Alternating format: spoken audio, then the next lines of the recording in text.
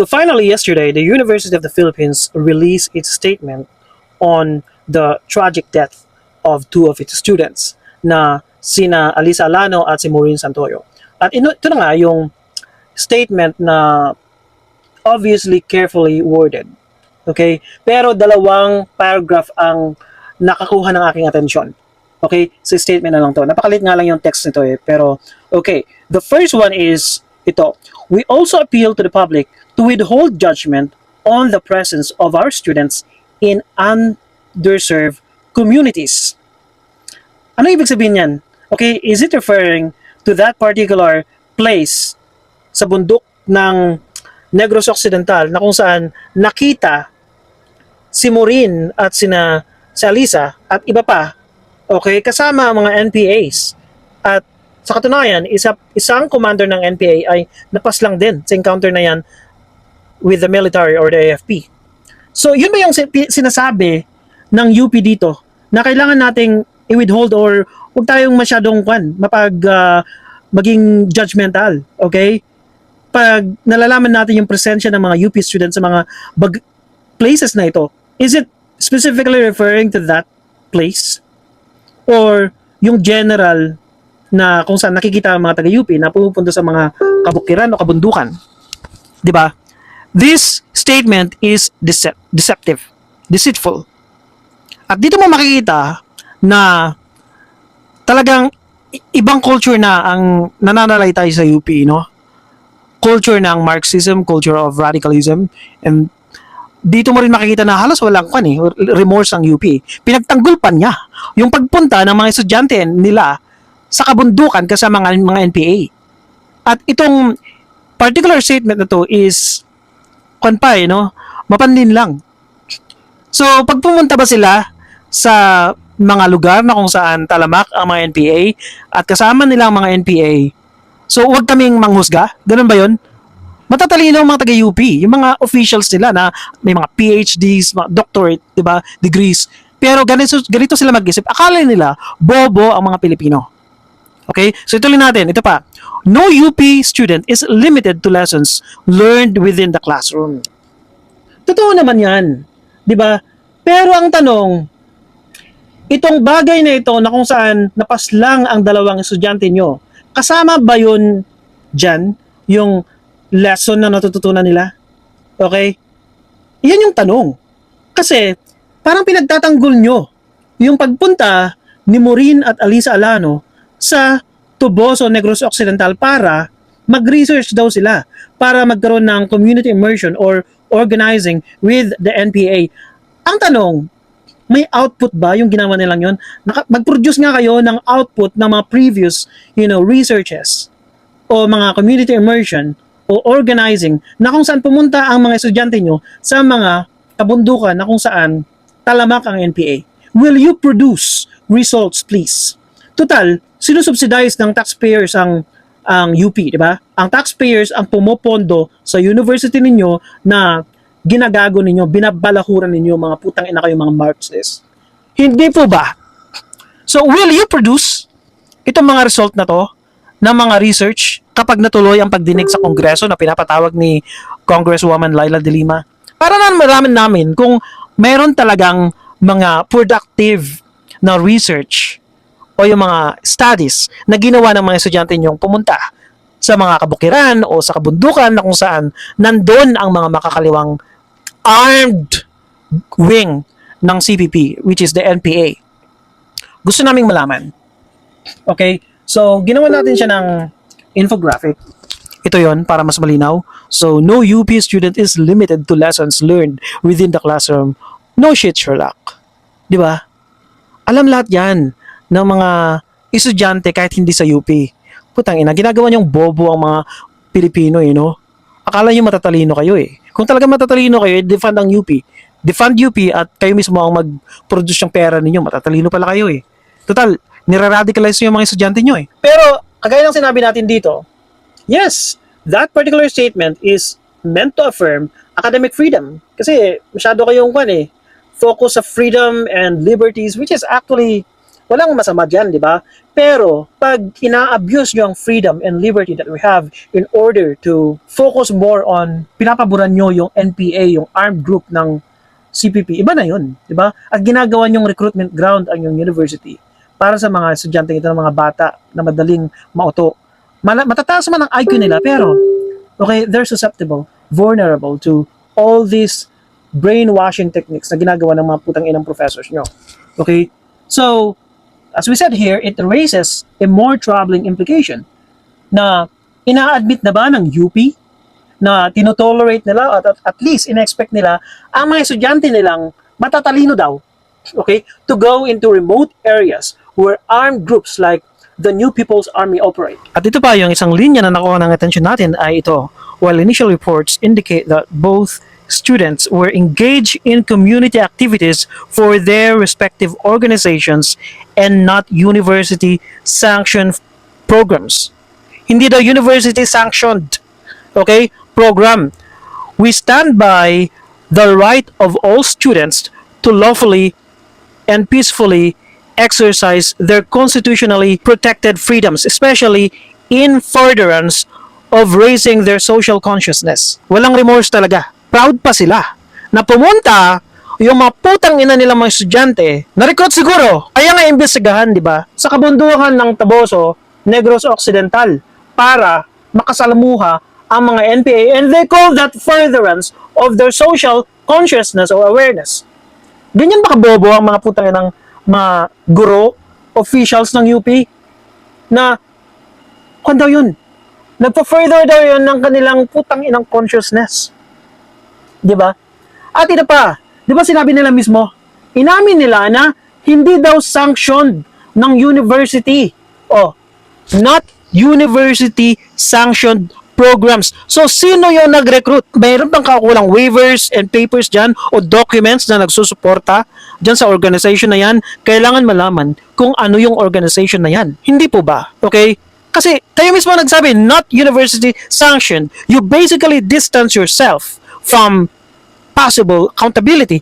Pero, you stand by the right of all students to lawfully, di ba? Pero lawful ba yung ginawa nila? And peacefully exercise. Lawful ba yung pagsali sa NPA? Assuming, okay? Granting arguendo na tama yung accusation ng AFP. Kaya nga kailangan imbestigahan because hindi kami bobo. Alright? Nandun sila mismo sa encounter. Ang sabi ng mga militar, marami silang samsam and with photos ng mga baril at ilang oras yung palitan ng putok. Sabihin man natin, okay, hindi sila NPA kasi alam, hindi ako bobo. Okay, kung bobo yung mga putang inang official sa UP, I know na may membership ang CPP, NPA, NDF. Ito yung hindi alam ng mga karamihan. At ginagamit nilang kanyan pandin lang ng mga ibang may alam kagaya ni Teddy Casino. At si Duterte alam din niya. Sabi niya, socialist ako, pero hindi ako NPA. Sinabi rin niya ni Teddy Casino. Hindi po ba? What does it mean? Kasi nga, may membership ang CPP, NPA. You need to be a member to be considered NPA or communist. That's a party membership. Kaya nga sa China, meron silang one-party system. CPP lang or CCP lang. You may not be an NPA but pwede kang recruit or ally. Kaya nga may sinasabi silang democratic fronts. Hindi po ba? Ito yung mga allies na nandito lang. Hindi sila member, but covert operations sila na tumutulong sa CPP, NPA, NDF. Yan yung mga militanting grupo. At inamin mismo yan ni Joe Masison. Matagal na niyang inamin yan. Party which represents it cannot win the Philippine Revolution all by itself. At any rate, even while there are the forces of armed revolution, there are the legal democratic forces in the Philippines. The biggest of these is Bagong Alyansang Makabayan, or Bayan in short. It has a membership of more than 2 million members in more than 1,000 member organizations. Its biggest component organizations are Kilusang Mayo Uno, which is the labor center, the pambansang kilusang magbubukid, May video recording pa nga, di ba?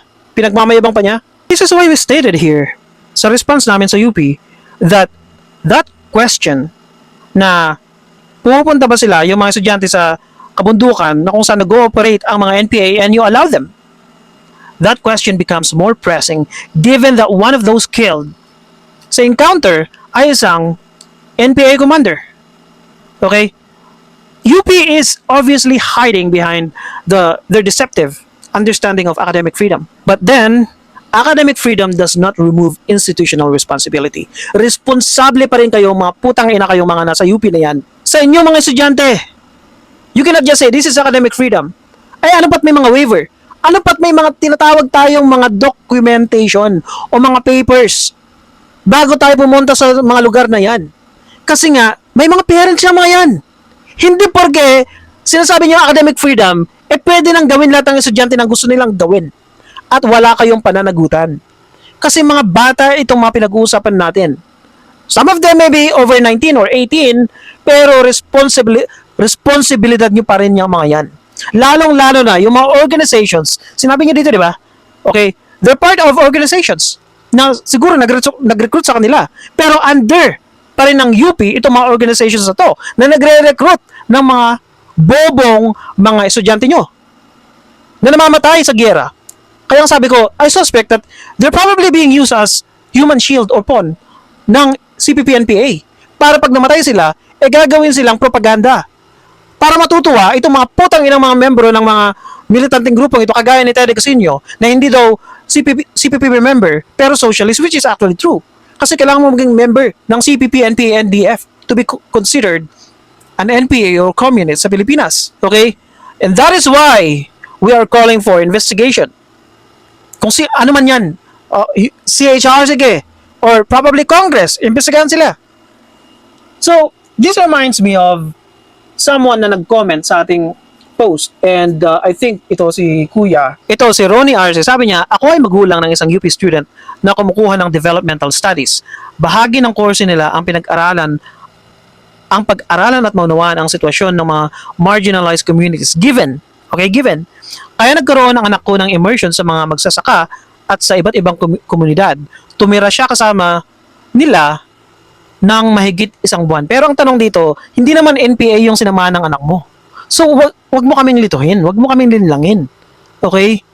Kasi naging estudyante rin kami. Kaya nga sabi ko sa sagot dito, okay, nag-college din po kami. Ako yan.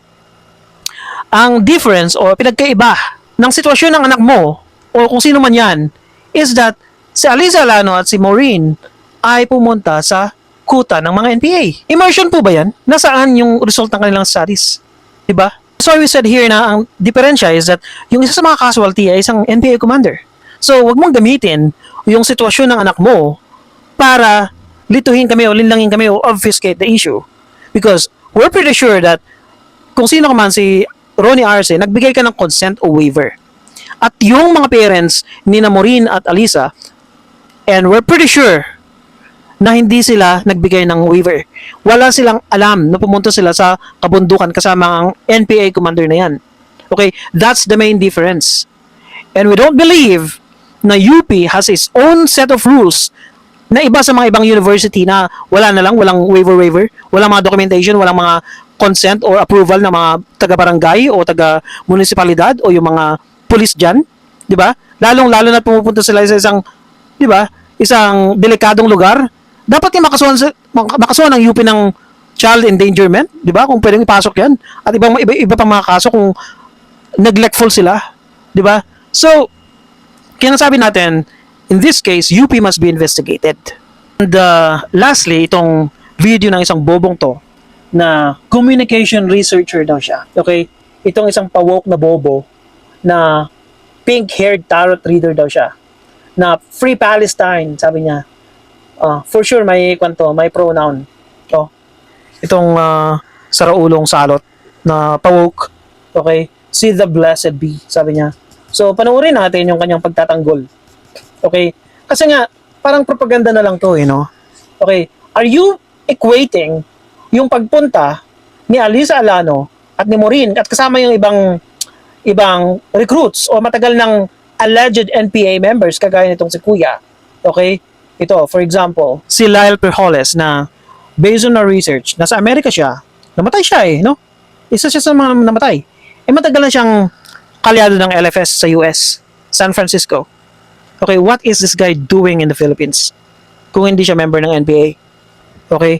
Na nanlilin lang na researcher or whatever kung ano bang klaseng trabaho niya. Kasi nga, sa Amerika, well-organized yung mga yan. Meron yung tinatawag na Code Pink, mga Antifa. Well-organized sila and they kill. Okay? They kill. Mas radicalized sila or mas radical sila kesa sa mga militanteng grupo sa Pilipinas. They firebomb private vehicles. That's what they do. They terrorize. They're basically domestic terrorists sa Amerika. Okay? So, wag nyo kaming linlangin kagaya ng putang inang salot na to na si The Blessed Be daw. So, panoorin natin yung kanyang May nag-research video. pa talaga sa bundok? May nag-research pa talaga sa bundok? So, may nire-research daw ba sa bundok, sabi niya. Mayroon. Mga legit research. Okay? Mayroon. Kasi nag-research din kami. Nag-college din po kami at hindi kami bobo. Okay? Ngayon, ang tanong ko sa'yo, salot kang pawok ka. Ang tanong ko sa'yo, nakipagpustahan ako sa'yo actually, na ng 10,000. Kung ikaw nag-research ka sa bundok, I'm pretty sure may waiver ang parents mo. I'm pretty sure may mga paper trail yan. May documentation yan. Meron kayong approvals at alam yan ng university mo. At mismo ang UP, salot ka. The Blessed Be, nasalot. Na pink-haired nasalot. I'm pretty sure na alam ng university mo yan at sanctioned yan ng university mong ka. Pero, again, ano bang sinabi ng UP sa kanilang statement? It's not sanctioned by the university na mayroon daw, affiliation lang daw si Maureen at si Alisa Alano sa isang organization. That's the main difference. You freaking putang nag-college ka na, nagmamagaling ka pa, akala mo matalino ka. Pero bobo ka. Yan yung main difference.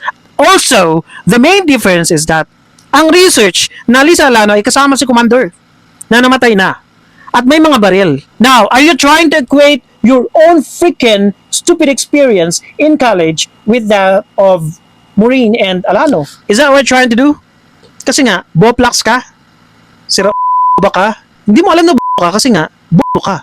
Yun yung difference. Kahit anong putang inang pinagsasabi mo dyan, yung mga, ito, kung walang sanction ng university, that's invalid. Your argument, kung mayroon man, is fallacious. Stupid. Yun. Yun yung kaibahan. Kasi, nag-college din po kami. Pag pumupunta kami sa mga outreach program o kung sa mga communities, katakot-takot na papel yung papa-aproban namin at meron pang waiver ang aming parents. And I'm pretty sure again, kang sakot ka na walang waiver ang parents mo rin kasi nga hindi nga sanctioned ng university. Mismong UP ang naglaglag sa mo. Sakot kang pawok ka. So yun lang. Naiblog na naman ako. Dapat nga kwanto Medyo makalmang kwanto Rant lang Pero nakita ko yung pagmumukha mong pink-haired moron kang pawok ka. And naiblog ako. Diba? Akala mong tali-talino mo pa. Ang dami mong nag-like sa'yo ng mga bobo diba? 6,000 ang nag-react sa'yo. Pero hindi na alam na bobo ka. So yun lang. And have a good day.